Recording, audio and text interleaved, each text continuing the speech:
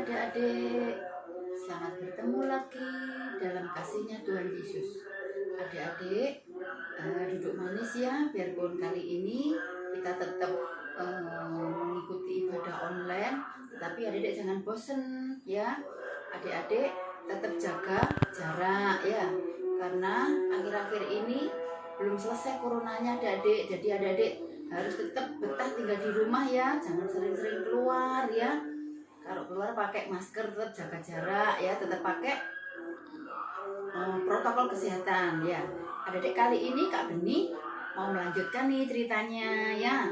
Ingat enggak minggu kemarin yang cerita Kak Sapa? Ayo.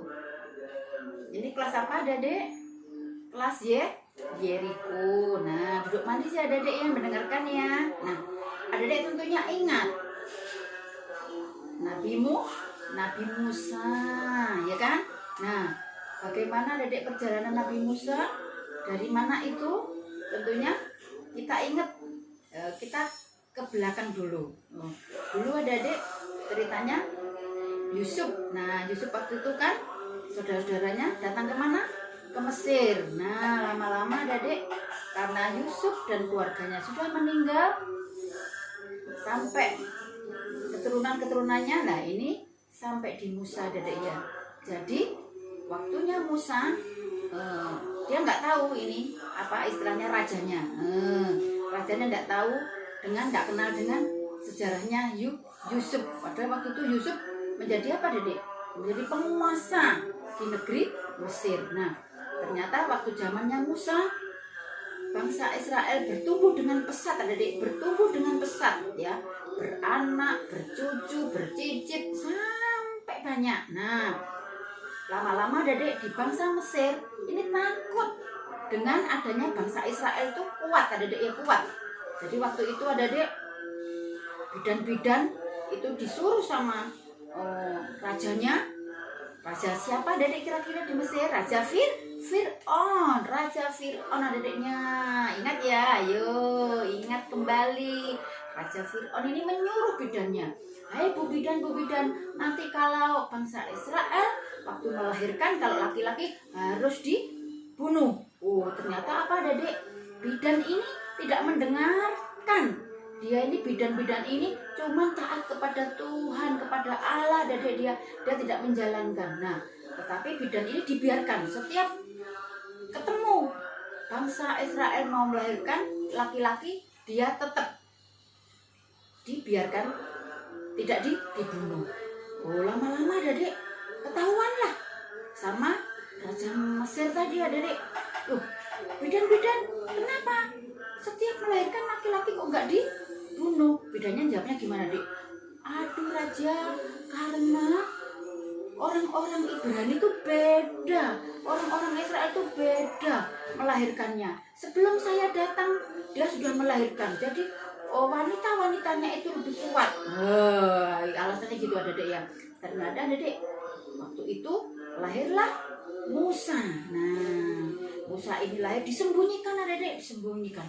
Lama-lama ketahuan. Nah tapi Musa punya kakak, punya orang tua. Waktu itu enaknya gini aja. Ayo kita bikin ini ranjang. Bikin ranjang itu adik tempat tidur tuh udah adik ya. Nah tempat tidur untuk bayi itu langsung nanti dibawa ke sungai. Kita mau alirkan ke sungai. Nanti siapa tahu nanti ketahuan sama seseorang. Nah setelah itu adik waktu putrinya Fir'aun ini adik lagi mandi bersama dayang-dayangnya, adik bersama dayang-dayangnya mandi di sungai. Nggak tahunya ada suara, ini suara apa? Tangisan bayi, oe dengan merintih adik, karena belas kasihan. Aduh kok ada suara bayi ya. Terus itu dayang-dayangnya membawa bayinya Musa adik ya. Kok ada bayi ya? Tapi waktu itu Musa diketeng adik ya, diikuti dengan kakaknya. Kakaknya perempuan ini ngiting adik ya. Setelah itu dibiarkan. Karena waktu itu Musa ini diambil, waktu itu belum dimakan adik ya. Putrinya Fir'aun bilang, ini tentunya pasti anaknya orang-orang Israel. Tapi tak apa-apa, kita ayo tolong diambil. Saya mau namakan Musa, karena apa artinya? diambil dari air sama putri Fir'aun tadi adik-adik ya.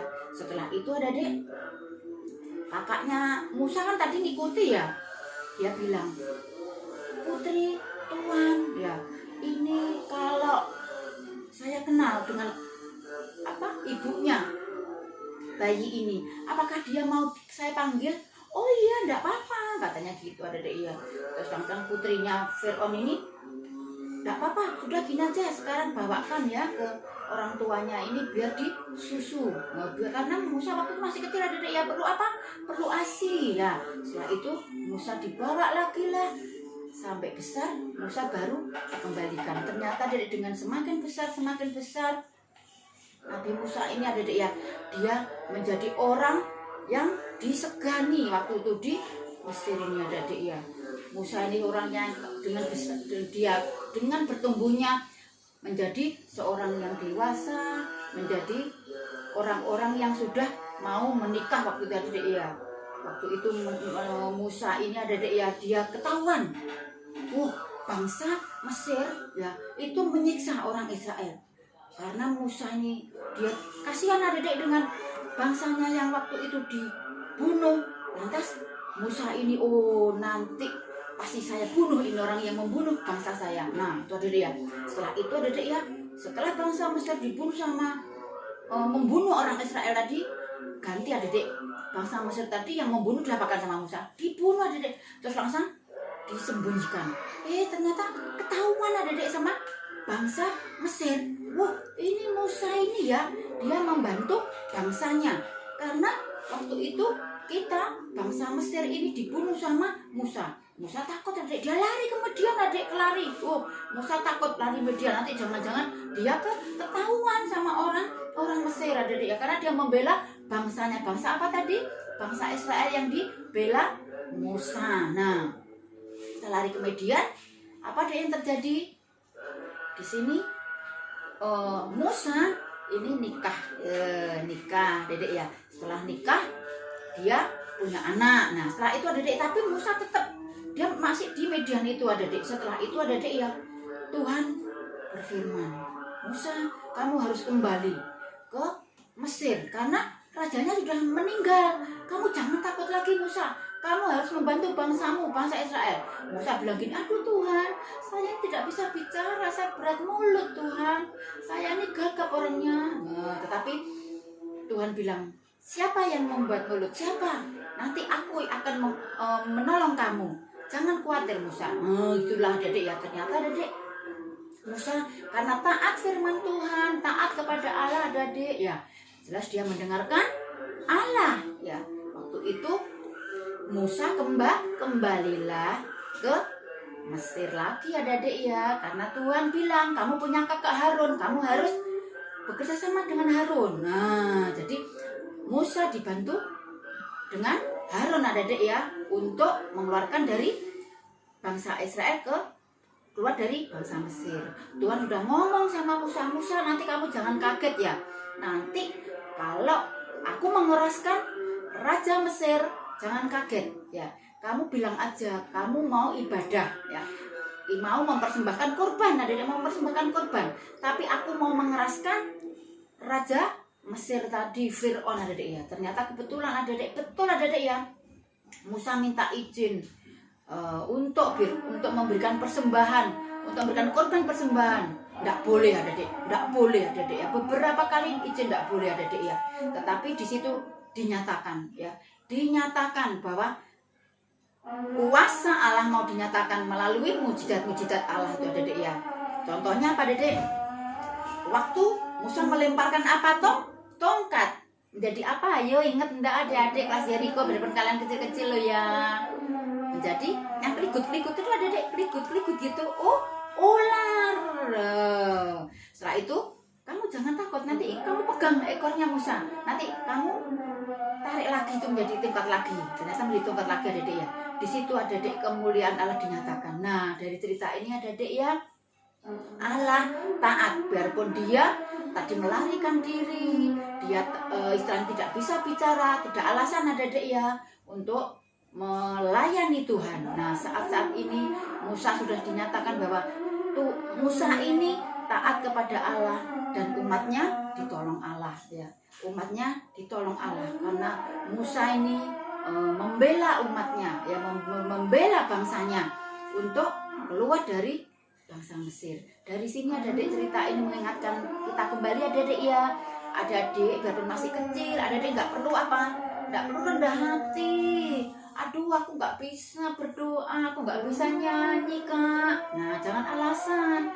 Adik-adik harus bisanya kali ini. Mungkin yang kelas Jericho masih bisa menyanyinya, kelas kecil ya nggak apa-apa nyanyinya. Biarpun masih pelat-pelat, adik-adik harus menyanyi, tidak patah semangat loh ya. Biarpun pelat-pelat, adik-adik tetap mau menyanyi buat Tuhan ya. Loh, siapa yang suka menyanyi biarpun di rumah?